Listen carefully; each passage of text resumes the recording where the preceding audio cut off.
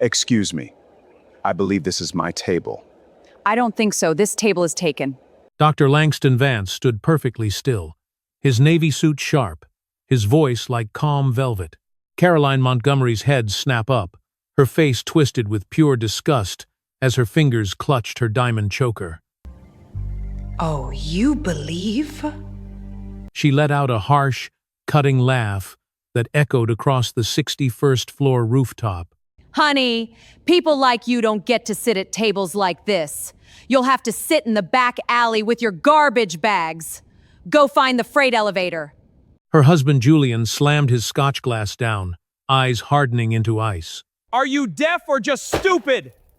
This is for institutional investors, not for some federal welfare benefit that brought you here. Security, get this fraudster out!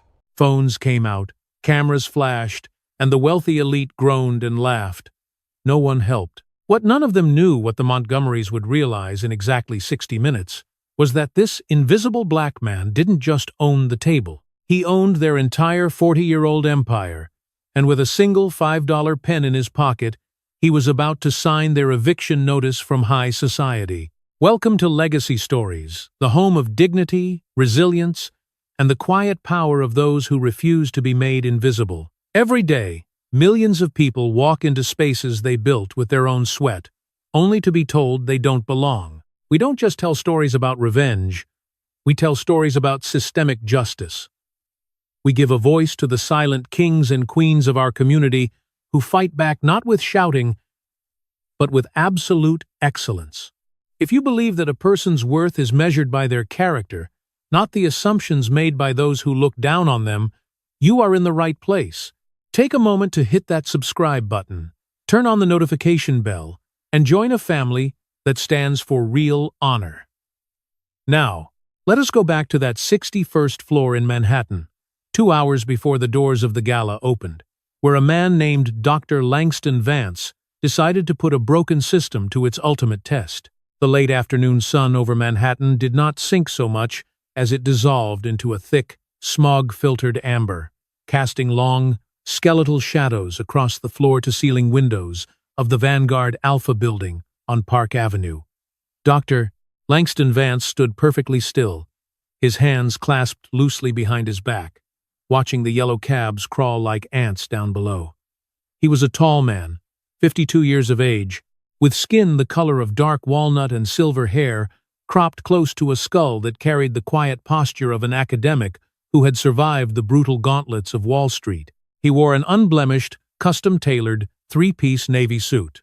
It was made of bespoke English wool, but it lacked the ostentatious gold buttons or silk linings favored by the hedge fund managers who frequented the steakhouses downstairs.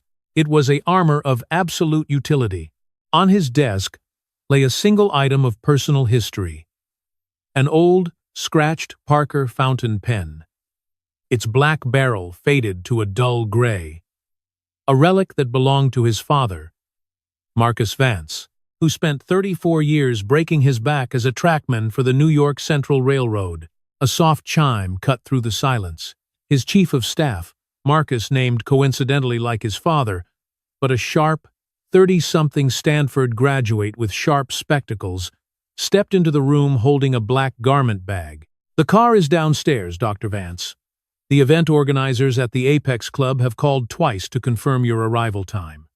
You are scheduled for the keynote address at precisely 8:30 p.m. Langston did not turn around immediately. "And the Montgomery files, Marcus?" "On your desk, sir." "Compiled and verified," Marcus replied, his voice dropping into a register reserved for delicate matters.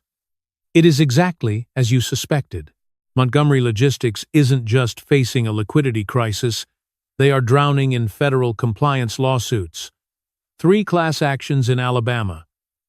2 in Mississippi. Black truck drivers paid 40% less than their white counterparts for the same routes, systematically denied health care benefits, and written up for insubordination whenever they complained about faulty brake systems. Julian Montgomery has managed to keep it out of the Wall Street Journal by buying non-disclosure agreements, but the well has run dry. He needs $50 million by Monday morning to prevent a total asset freeze by the Department of Transportation. Langston turned slowly, his eyes reflecting the cold twilight. He doesn't want an investor. He wants a plantation rescue package. They still have no idea it's you, Marcus noted, a small, grim smile touching his lips. When Montgomery's brokers reached out to Vanguard Alpha, they dealt exclusively with our Euro-Pacific syndicate. Julian Montgomery thinks he's meeting a third-generation British financier named L. Vance. His assistant's notes literally state, "Prepare old money hospitality for the London representative."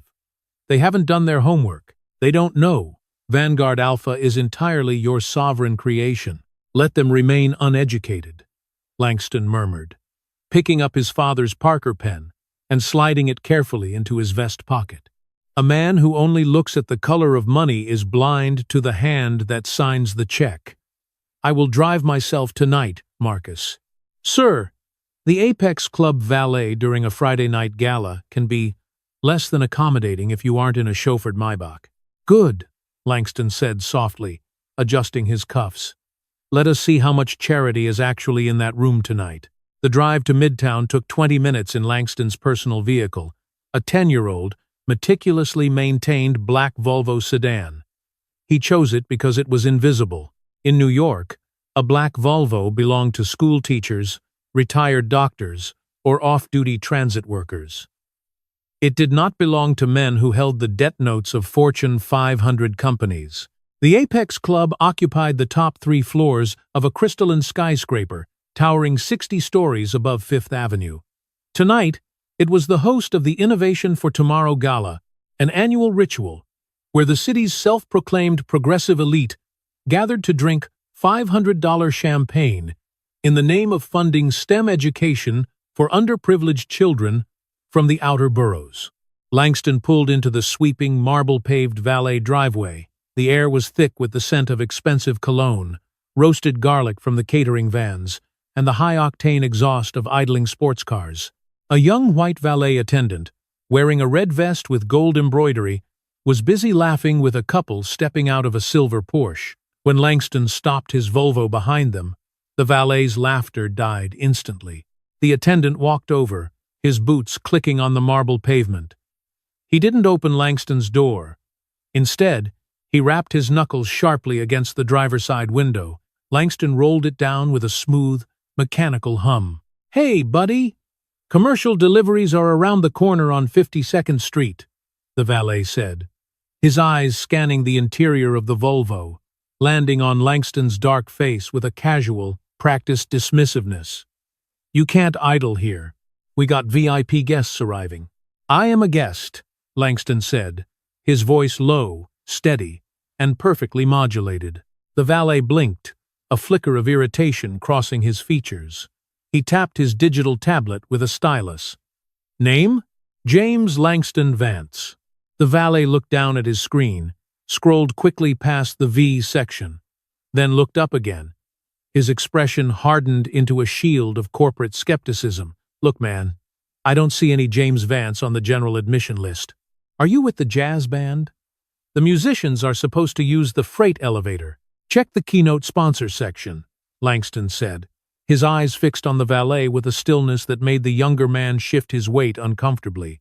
The valet's fingers moved across the glass screen.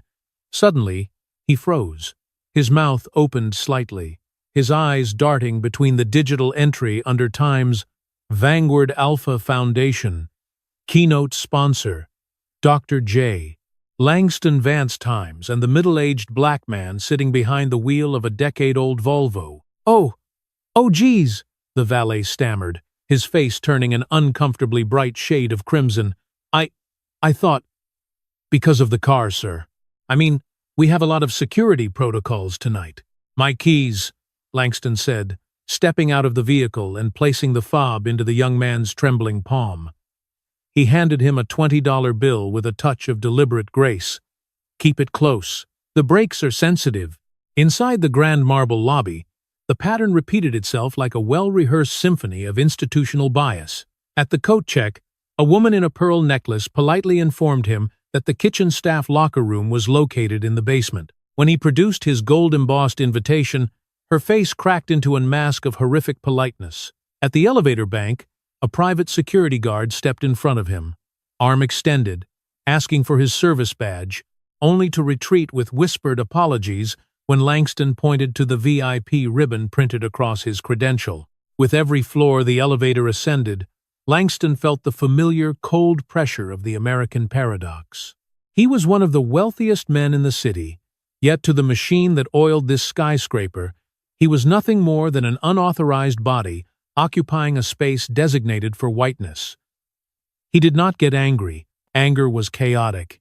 It wasted energy. Langston preserved his energy for leverage.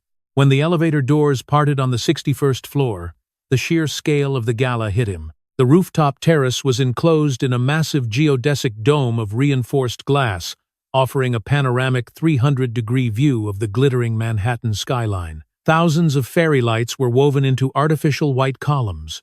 A chamber orchestra was playing a neutralized, high society version of a Miles Davis track. Langston walked toward the main floor. The room was a sea of black tuxedos and silk gowns worth more than the annual income of the schools this gala claimed to benefit. He looked toward the front of the stage, where the premier table sat under a massive crystal chandelier. On that table, resting against a silver stanchion, was a card printed with bold gold lettering. Reserved, Dr. J. Langston Vance, Vanguard Alpha Partners. It was a table for one, positioned at the absolute center of the room. The seat he had paid $2.5 million to occupy. But as Langston drew closer, he saw that his table had already been colonized. Julian Montgomery was a man who looked exactly like his ancestors, broad-shouldered, with a mane of thick silver hair that had been carefully coiffed by a stylist on Madison Avenue, and eyes that possessed the cold, unblinking entitlement of a man whose family had owned land before the concrete of New York was poured. He was wearing a classic tuxedo with a velvet lapel, and he was currently leaning back in the center chair of Langston's table, swirling a glass of 25-year-old scotch. Beside him sat his wife, Caroline Montgomery. She was 30 years his junior, her blonde hair pulled back into a tight, severe bun that accentuated the sharp lines of her jawline.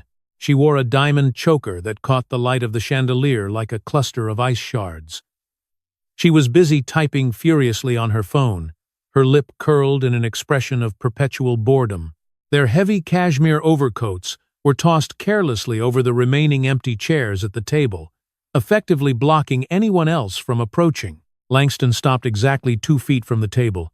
He stood with his feet shoulder-width apart, his posture straight, his hands loosely by his sides. "Excuse me," Langston said, his voice cutting through the ambient hum of the violin music and the clinking of glasses. "I believe you are sitting at my table." Julian Montgomery did not look up immediately. He finished his sip of scotch, smacked his lips slightly, and then turned his head with a slow, agonizing deliberation. His eyes raveled from Langston's plain black shoes, up the navy wool of his trousers, past the unadorned vest, and finally settled on his dark face. A look of mild amusement, mixed with profound irritation, passed over Julian's face. "Your table?" he asked, his voice a rich, deep baritone that carried the gravel of old Southern wealth mixed with New York cynicism.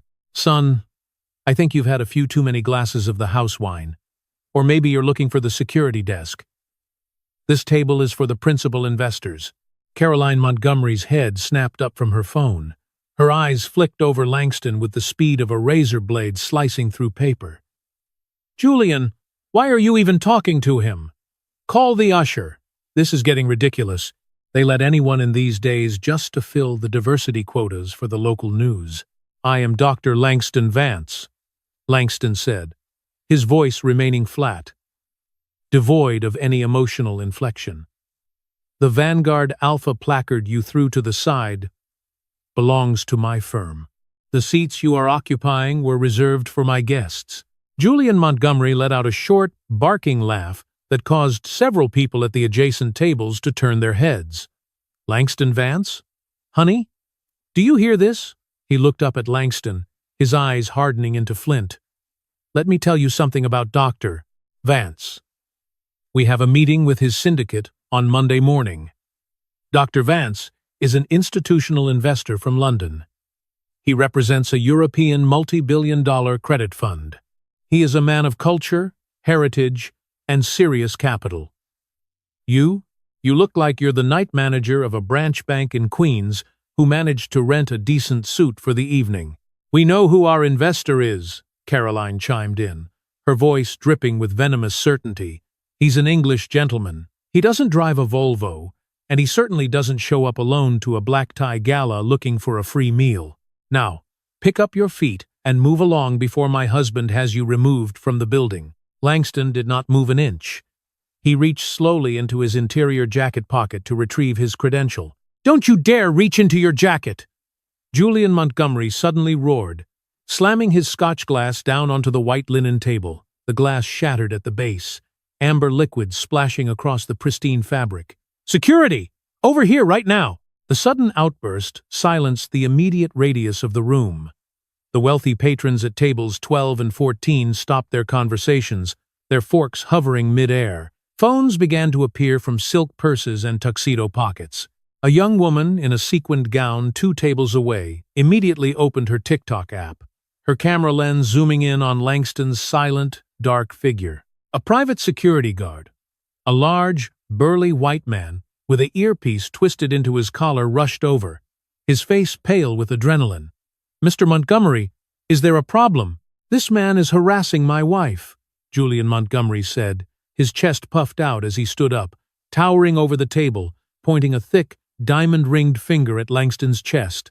"He's impersonating our primary financial partner, he's making verbal threats, and he just reached into his jacket after I told him to leave. I want him out of this room, and I want him out of this club immediately.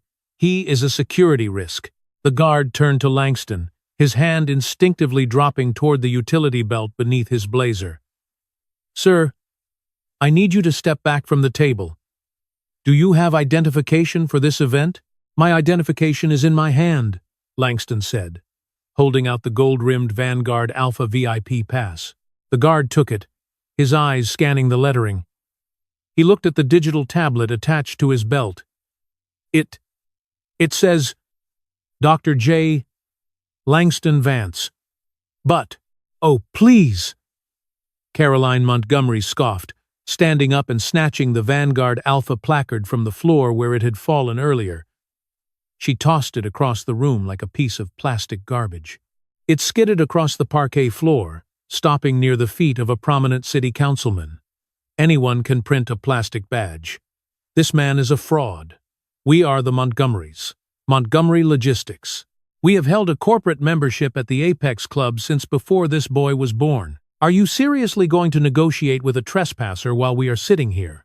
The guard looked at Julian Montgomery's silver hair, then at Caroline's diamond choker, and finally at Langston's silent, unblinking eyes. The calculus of high society security was simple. Protect the old money. Eliminate the discomfort. "Sir," the guard said to Langston, his voice dropping into that firm, authoritative tone used on New York subways. "You're going to have to come with me to the administrative office downstairs. We need to verify your credentials with the event director." "There is no need to go downstairs," a frantic voice cut through the tension. Ellen Greenhouse, the executive director of the Innovation for Tomorrow Foundation, came sprinting through the crowd, her gray hair slightly disheveled, her clipboard clutched to her chest like a shield. She looked at the broken glass, she looked at the Montgomerys, and then she looked at Langston, her face drained of all color, turning a pasty, horrific white. "Mr. Montgomery, Caroline, please," Ellen stammered, her hands shaking so violently that her digital stylus slipped from her fingers and clattered onto the floor. "What? What are you doing?" "We're cleaning up your guest list, Ellen," Julian Montgomery said, adjusting his velvet lapels with a mask of supreme confidence. "Some scammer managed to get past your front desk using the name of our Monday investor. I suggest you fire your security staff." Ellen looked at Julian as if he had just confessed to a murder in broad daylight. She turned to Langston, her voice cracking into a desperate, high-pitched whisper. "Dr. Vance, I am so profoundly sorry. I was downstairs finalizing the press pool. I didn't know. I didn't realize." Julian Montgomery froze. His hand paused on his lapel. He looked at Ellen, then back at Langston, his brow furrowing into a mask of deep confusion. Ellen, what are you talking about? This is the man from London? This is the billionaire founder of Vanguard Alpha? Yes, Julian, Ellen hissed, her voice trembling with a mixture of terror and fury. This is Dr. Langston Vance. He didn't come from London. He flew in from his residence in Harlem. He is the sole donor of the $2.5 million endowment we are announcing tonight. He times the foundation's survival. The silence that followed was absolute. It was a silence that carried the physical weight of a car crash. Caroline Montgomery's hand crept up to her throat, her fingers wrapping around her diamond choker as if it were a noose. Her mouth opened, but no sound came out. Her eyes dilated, staring at Langston's navy suit, suddenly realizing that the lack of gold buttons didn't mean poverty. It meant the kind of wealth that didn't need to introduce itself. Julian Montgomery's face underwent a terrifying chemical transformation. The rich, ruddy color of his high society tan dissolved into an ashen, slate-gray hue. His knees buckled slightly, his large frame shifting against the back of the chair he had stolen. Dr. Vance, Julian stammered, his southern baritone evaporating into a thin, reedy squeak. There has been a monumental misunderstanding. The brokers, they told us L. Vance. We assumed, given the nature of the London credit markets. You assumed I was white, Langston said. The words were not delivered with heat. They were delivered like a medical diagnosis, cold, analytical, and entirely irrefutable. No, absolutely not, Julian said, his hands coming up in a defensive gesture, his face slick with a sudden oily sweat that broke out along his hairline.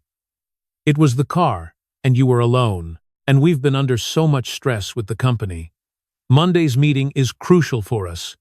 I swear to you, Dr. Vance, it wasn't about race. We are huge supporters of the community. We employ hundreds of people of color in our shipping yards. You employ them at $12 an hour without health insurance, while your white supervisors use racial slurs on the radio logs, Langston said, his voice carrying clearly over the silent terrace. I read your Department of Transportation compliance files 2 hours ago, Mr. Montgomery. Caroline Montgomery suddenly stepped forward, her expensive perfume cloying in the tight space. Dr. Vance, please. My husband is a good man. We were just protecting our space. This gala is very exclusive. Anyone would have made the same mistake. No, a voice called out from table 12. It was the older gentleman who had earlier told his wife not to get involved. He stood up, his face set in a look of profound shame. We wouldn't have made that mistake, Caroline. You threw his name card on the floor because you couldn't believe a black man owned the room. We all saw it. We all sat here and let you do it. A murmur of agreement rippled through the crowd. The social illusion of the Apex Club was beginning to splinter. The phones were still recording, the green lenses of the iPhones reflecting the slow, systemic execution of the Montgomery family reputation. On Twitter, the video uploaded by the young woman in the sequined gown had already hit 50,000 views. The caption was simple: Old money. Same old racism. The Montgomerys at the Apex Club. Langston turned his gaze to Ellen Greenhouse. Ellen, what time is my address? 10 minutes, Dr. Vance, she whispered, her eyes red-rimmed with tears. Should I have security remove them? No, Langston said quietly. Let them stay. They wanted the front row. Let them enjoy the performance. Langston walked away from the table, moving toward the green room behind the main stage with a slow, measured stride. He did not look back. He did not need to. He could hear the whispers of the room closing in on the Montgomerys, like the sound of dry leaves scraping across concrete. Inside the green room, Langston sat down on a simple leather sofa. He pulled his father's Parker pen from his vest pocket. He turned it over in his hand, feeling the deep ridges in the plastic where his father's calloused fingers had held it for decades, signing time cards, writing grocery lists, living a life that was entirely invisible to the men who sat on the 61st floor of Midtown skyscrapers. His phone vibrated in his pocket. It was a text from Marcus. The Montgomery Logistics stock just took an 8% hit in after-hours trading. The Twitter video has been picked up by Bloomberg. Their board of directors is calling an emergency session for 10 o'clock tonight. Langston stared at the screen for a long moment. Then he typed back, "Tell our legal team to execute the debt purchase. I want 40% of their senior secured notes under our name by 9 o'clock. He pocketed the phone, stood up, and straightened his navy jacket. The world outside the green room door was waiting for him. Not because they loved him, but because they could no longer afford to ignore him.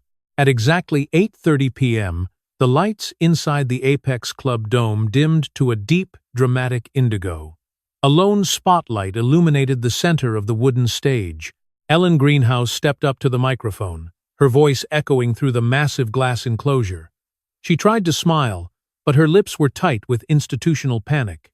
Ladies and gentlemen, tonight is a night about legacy. It is about investing in the children who will build the future of this city. Children who often come from neighborhoods that society forgets. Tonight, it is my profound honor to introduce our keynote sponsor, a man whose visionary leadership has transformed the landscape of American venture capital. Please welcome the founder and chairman of Vanguard Alpha Partners, Dr. Langston Vance. The applause was loud, but it carried a brittle, nervous quality. Every eye in the room flicked toward Table 1, where Julian and Caroline Montgomery sat like two ghosts frozen in amber. They hadn't moved. They couldn't. To leave now would be an admission of absolute defeat. To stay was an exercise in public execution. Langston walked onto the stage. He didn't carry notes. He adjusted the microphone, looked out over the sea of white faces, and let the silence stretch for 5 full seconds. "My father," Langston began, his voice resonant, filling every corner of the 61st floor without the aid of the speakers, was a trackman for the New York Central Railroad. He spent 34 years under the steel of trains that carried the wealth of this nation from Chicago to New York. He wore a heavy canvas jacket that smelled of diesel and grease. He was a man who could look at a rail line and tell you if it was off by 1/8 of an inch just by the sound the wheels made when they crossed it. He paused, his eyes landing directly on Julian Montgomery.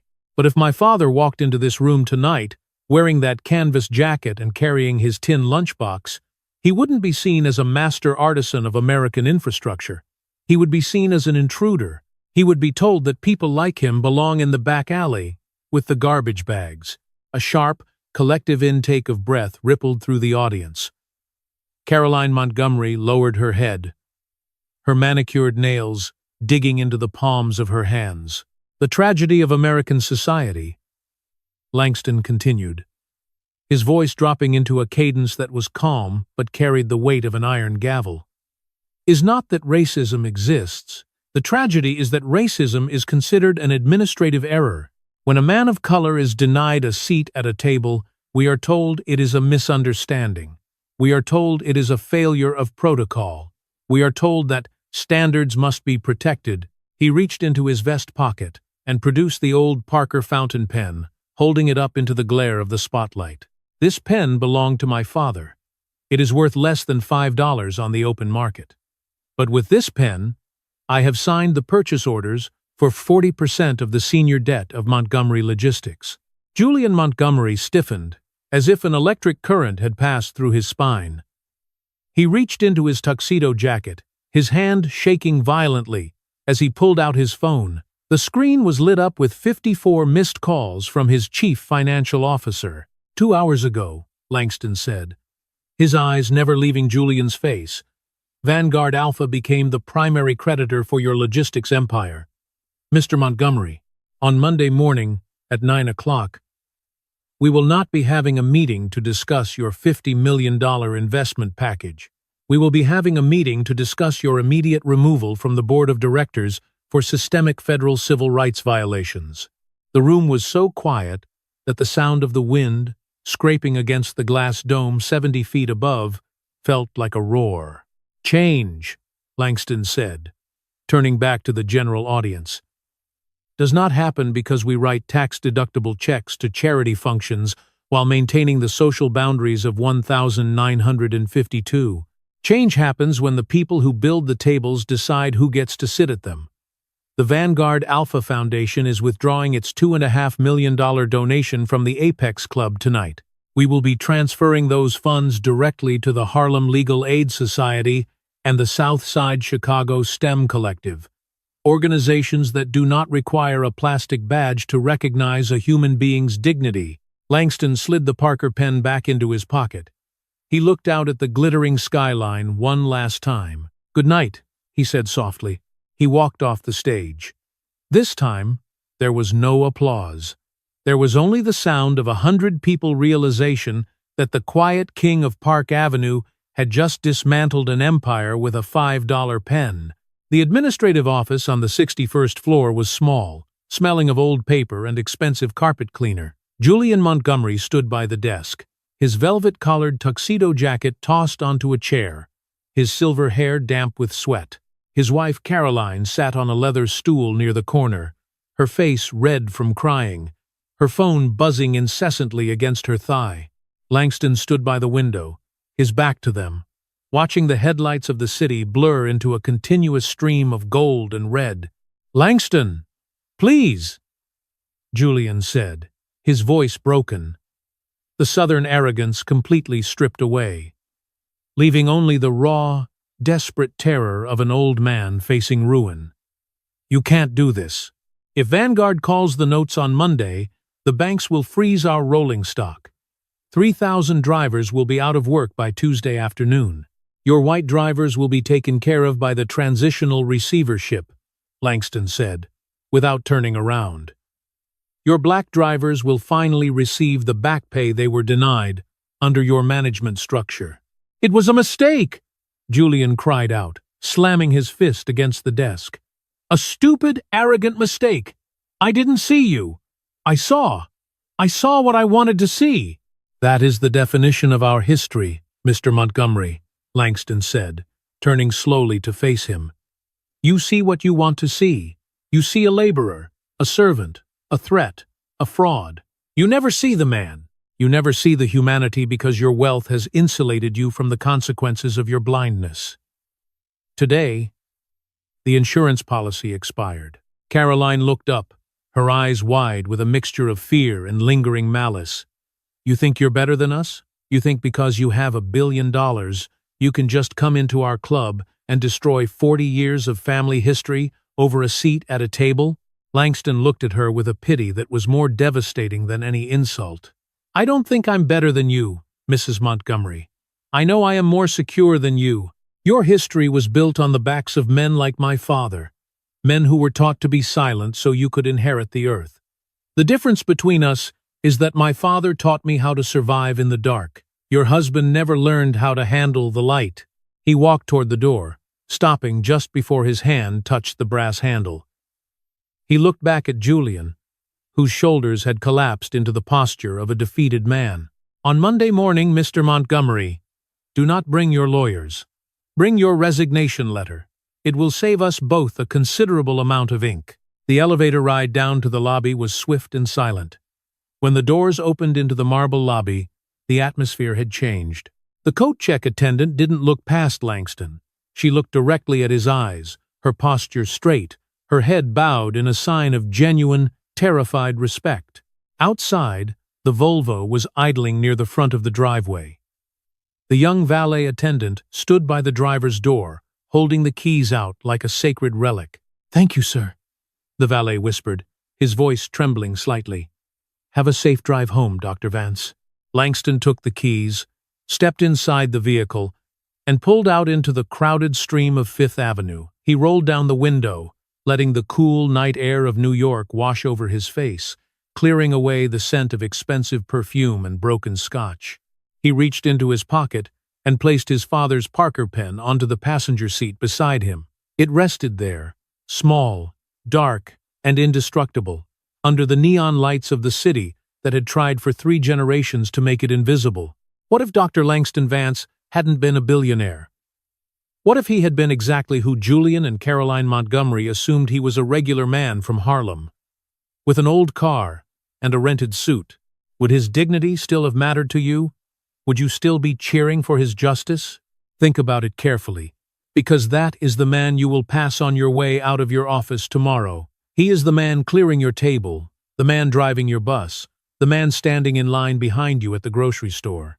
The true measure of a society is not how it treats the billionaire who can buy its debt, but how it sees the humanity of the man who has nothing but his name. If this story made you look closer at the world around you, share it with someone who needs to see the truth. Comment below with your own experiences of being made to feel invisible, and don't forget to subscribe to Black Stories for more narratives of dignity, resilience, and real change. Change doesn't start with viral videos. It starts with how you look a man in the eye when he asks for his seat at the table.